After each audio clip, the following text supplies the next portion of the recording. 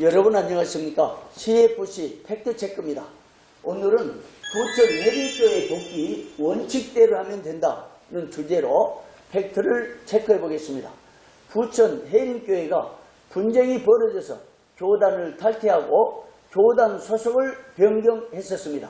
현재는 우리 교단으로 복귀 절차 중에 있습니다. 해림교회는 소속 노회를 중앙노회로 정하여 중앙노회가 총회 임원회로 소속 변경 청원서를 내서 총회 임원회가 복귀 문제를 해결하려고 나섰습니다. 그런데 총회 임원회는 이 복귀 절차를 총회 결의에 따라 해결하면 될 것인데 소위원회를 구성해가지고 문제를 복잡하게 만들었습니다. 이에 대해서 팩트를 체크하면서 복귀 문제 어떻게 해결할까는 답을 내려보려고 합니다. 우선 제104일 때 활동했던 중부노회 조사처리 및 분립위원회가 해림교회와 관련하여 결의한 내용을 한번 살펴보겠습니다. 자막을 한번 보겠습니다. 해림교회 이탈 측 이바울이 본교단에 가입하고자 할 때는 1. 해림교회 잔류 측 김낙주와의 모든 민형사상 사법재판을 취하 또는 종결할 것. 2. 교단의 권진 질서를 저버리고 교단을 이탈하여 조사 처리에 불응한 것에 대하여 해림교회 이탈 측 이 바울이 명백하고도 분명하게 회개할 것. 이 두 가지가 선행되는 조건으로 교단 재가입을 허락하며 제103회 총회의 판결에 대한 해벌 등은 가입을 청원한 노회의 지도를 받게 하다. 어떻습니까?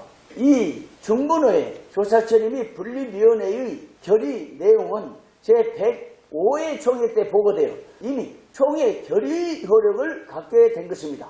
따라서 총회 임원회는 이 결의가 충족되었느냐의 여부를 확인한 후 즉시 복귀 절차를 시행하면 될 일이었습니다. 그런데 총회 임원회가 해림교회 복귀 문제를 처리한다는 이유로 소위원회를 만들어서 사태를 실타래처럼 복잡하게 만들고 말았습니다. 자, 이 사안에 대해서 하나씩 팩트를 체크해 보겠습니다. 하나는 사법의 차원입니다. 1. 사법 차원.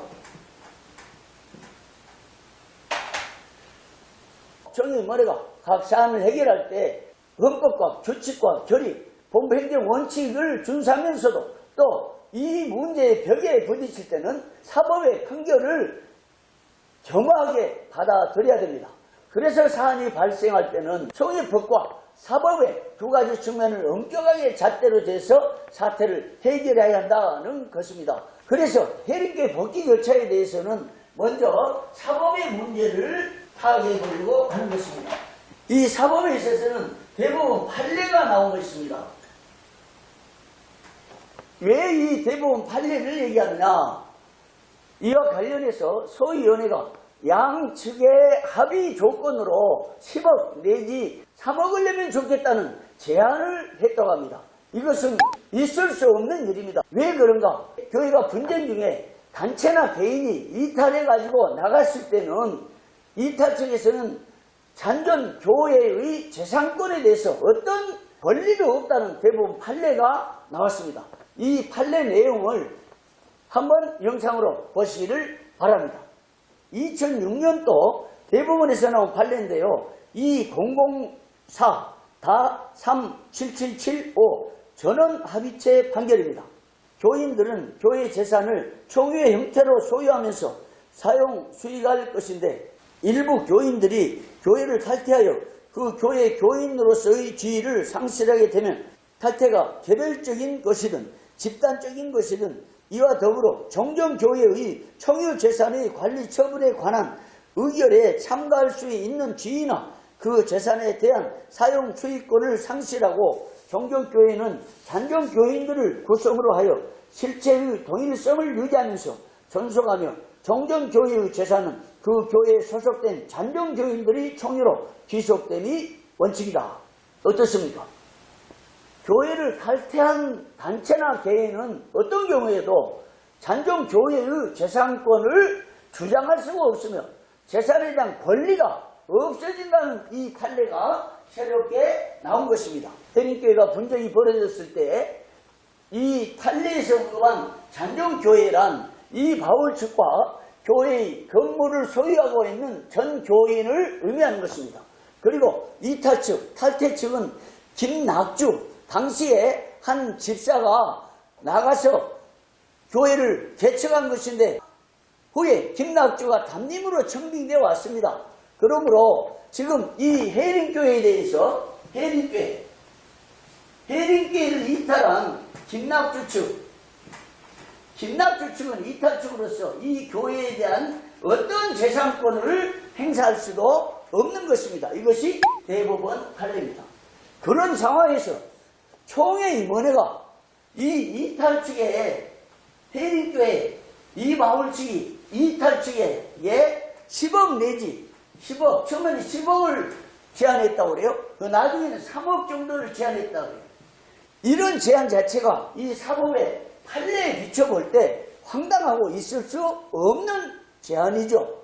그래서 총회 임원회는 총회 헌법과 총회 규칙과 결의, 본부의 행정 원칙, 그리고 심지어 사법에 있는 상황까지 전체적으로 연구 검토해가지고 이런 안을 해결해야 되는 것입니다. 그냥 대충 이쪽에서 탈퇴 측에서 이탈 측에서 요구한다고 해서 합의를 하자고 10억을 요구하고 3억을 요구한다. 이 합의 제안 이거 있을 수 없는 겁니다. 이 합의를 맡은 소위원회 이거 있을 수 없는 합의 제안이었죠. 우리 대한민국의 판례대로 나간 사람들은 재산권에 대한 일체 권한이 없습니다. 다음으로 두 번째 총회 결의의 차원입니다. 앞서 언급했다시피 해림교회 복귀 절차에 대해서는 이미 중분의 조사 처리 및 분립위원회가 결의를 해놓은 것이 있습니다. 그런데 총회임원회 소위원회가 이 총회의 결의를 잘못 오해해서 이 사건이 이렇게 발단이 되지 않았나 생각을 해봅니다. 자, 총회임원회는 분립위원회가 105회 총회 때 보고해서 받아 채용했으므로 총회 결의의 효력이 있는 것인데 이 총회 결의에 따라서 복귀 절차가 대두됐을 때 분립위원회가 제시한 요건은 세 가지였습니다. 1.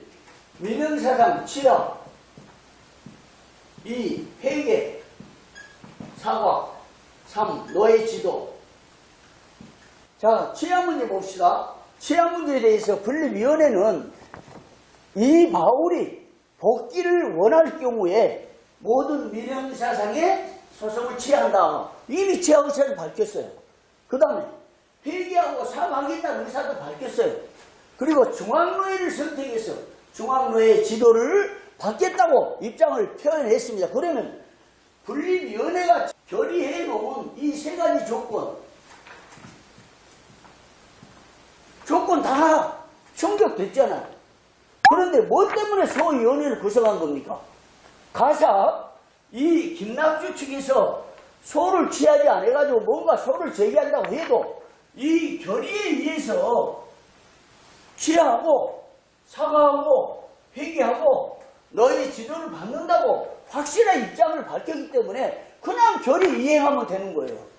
뭐 때문에 총회임원회가 소위원회를 만들어가지고 일을 더 복잡하게 만들고 결의를 위반하느냐 이거예요. 그러니까 총회임원들이 아무나 가서 당선돼가지고 임원회 한다고 그러면 안 되는 겁니다. 총회 결의를 알아야 되고 심지어 사법까지 알아야 되는 거예요.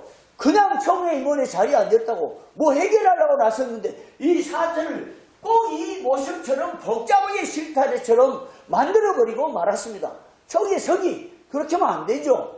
뭐 때문에 소위원회를 만듭니까? 소위원회에서 뭐 때문에 아무 권한도 없는 사람들이 10억 요구하고 3억 요구하고 이랬는지 모르겠지만 서기가 이런 황당한 제안을 해서 되겠습니까?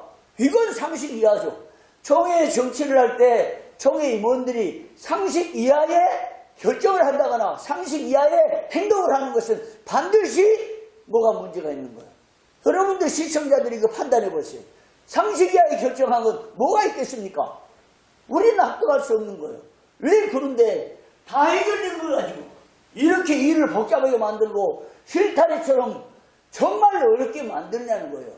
이미 총회 결의 다 이행됐는데 그리고 조건이 충족됐는데 총회 결의에 나온 조건이 완전히 다 충족이 됐어요. 총회 임원들 그렇게 시간 남아둡니까? 또 있을 수 없는 일이잖아요. 자, 총회 임원회가 소위원회를 만든다. 이 만들어가지고 이렇게 결의가 다 충족되고 해결이 됐는데 이걸 만들어가지고 시간 낭비, 에너지 낭비, 회의비 낭비 얼마나, 그리고 이 당사자들도 중앙교회 그리고 해림교회 얼마나 고통스럽겠습니까? 사법에서 절차가 무시됐다고 그래서 다시 동교단으로 들어오겠다는데 이 결의를 다 준수했는데도 안 만들어지고 뭐 10억 내라 3억 내라 왜 이런 중간 이상한 제안을 하는 겁니까? 말도 안 되잖아요. 그리고 대법원 대법원에서 판례가 이미 나온 이런 사안을 정밀하게 검토해가지고 그걸 모르면 변호사한테 찾아가서 묻고 법을 잘하는 사람한테 묻고 정치를 오래 해본 사람들이 물어가지고 사안을 처리를 해야 되지 않겠습니까? 정말 총회 임원 아무나 되면 안 되는 겁니다. 그러니까 오랫동안 총회를 지켜보고 경험을 쌓고 사법도 좀 정확하게 알고 헌법도 정확하게 알고 결의도 알고 행정처리 원칙도 아는 사람이 총회 임원에 앉아야지 그냥 임원됐다고 소위원회 만들어서 권한 행사하고 수많은 사람들의 피눈물을 흘리게 하는 일을 해서야 되겠습니까? 중분회에 대해서는 너무나 할 말이 많아요. 중분회가 재판을 어떻게 했는지 아십니까? 소위요 이박을 목사 면직 처리했는데 노예에서 면직하지도 않았는데 총회재판국에서 면직하라고 지시해가지고 이런 황당한 재판이 어디가 있습니까? 가짜 판결문 이거에 의해서 지금 노예가 나눠진 사건이요. 나는 이 중분회에 대해서 너무나 할 말이 많아요. 분립위원회 만들어놨더니 정말 불법하는 남우교의 재산을 탈취한 그 두 사건이 지금 중분회에 분립될 때 나타났어요. 멀쩡한 사람들이 남우교에 가가지고 그게 자기 교회라고 임시당경 파생해가지고 그 당시에도 총회 임원들하고 짜가지고 그런 것 같아 내가 볼 때. 그 사법에 다 줬어요. 심지어 나도 소송을 당했지만 그거 다 해결됐습니다. 엄청난 문제를 안고 있는 이런 와중에 이제 이미 총회가 결의를 통해서 분립됐으니까 잠잠히 있는 거예요. 그런데 또 이상하게 뭔 소위원회를 만들어가지고 그렇게 해결할 수 있느냐는 거예요. 그게 안 되는 겁니다. 자, 세 번째입니다. 세 번째는요. 행정처리요.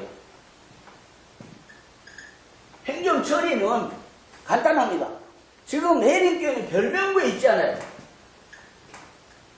이 결의 조건이 다 충족됐습니다. 사법이 무효라고 그랬습니다. 이제 우리 교단에 들어오면 돼요. 그러면 별명부에 있는 이 교회를 중앙노예 청원에 의해서 이걸 중앙노예 소속으로 변경만 시켜주면 되는 거예요. 간단하게 이 행정 절차는 왜 준수하지 않습니까? 별명부에 속한 교회가 모든 총회 결의 요건이 충족될 때 별명부에서 노예 소속으로 행정 처리만 하면 되는 거예요. 총회 임원회는 행정 원칙에 따라서 그대로 시행만 하면 되는 것입니다. 그런데다가 지금 이 해림교회 김락주 측에서 뭔가 소송을 했다는 얘기들이 있어요.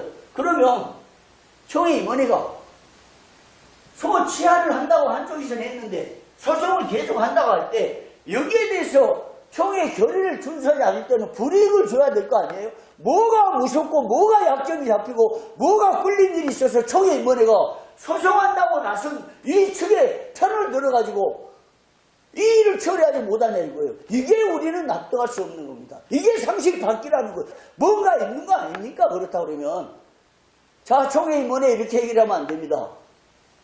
마지막 네 번째 하나만 더 갑시다. 네 번째,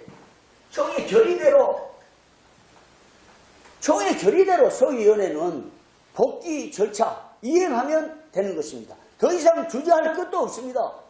생각해 보십시오. 총회 예산이요. 몇 년 전 120억, 110억, 105억 되던 예산이 지금 우리 시대의 어려움 때문에 지금 95억으로 줄었습니다. 세리계의 헌금도 정말 줄였다고 얘기를 많이 해요. 그러면 대형교회가 사법에서 탈퇴가 무효가 돼가지고 이건 우리 교단에서 환영할 만한 일 아닙니까? 이 대형교회를 들어온다고 하고 모든 총회 결의 조건이 충족되고 다 했는데 총회적인 차원에서 우리 쌍수들도 환영해야 되지 않겠습니까? 자, 소위원회 무슨 이유 때문에 이 복귀를 가로막고 있습니까? 결의를 위반하면서 사법의 판례를 무시하면서 행정 절차를 무시하면서 뭐 때문에 이 교회의 복귀를 막고 있느냐 이거예요. 이러면 안 됩니다. 오늘 네 가지 측면에서 얘기를 했습니다. 그래서 즉각 대부분 판례에 의해서 그리고 총회 결의에 의해서 그리고 법무 행정 절차에 의해서 그리고 총회 결의에 준수된 세 가지 요건 이행 여부를 파악한 후에 해림교회 복귀 절차를 처리하시기를 바랍니다. 지금까지 CFC 팩트 체크였습니다. 여러분 고맙습니다.